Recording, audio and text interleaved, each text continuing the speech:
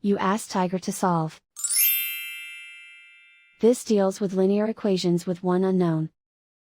The final result is x equals 1 over 4. Let's solve it step by step. Simplify the expression. Expand the parentheses. Simplify the arithmetic. Multiply the coefficients. Expand the parentheses. Group like terms. Simplify the arithmetic. Group all x terms on the left side of the equation. Add 8x to both sides.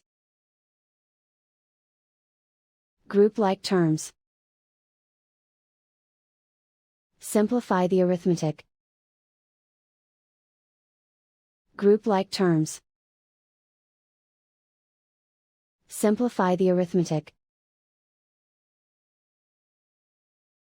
Group all constants on the right side of the equation.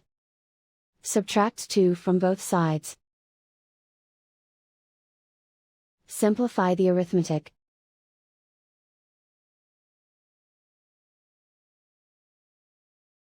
Isolate the x. Divide both sides by 4. Simplify the fraction. And so the final result is x equals 1 over 4.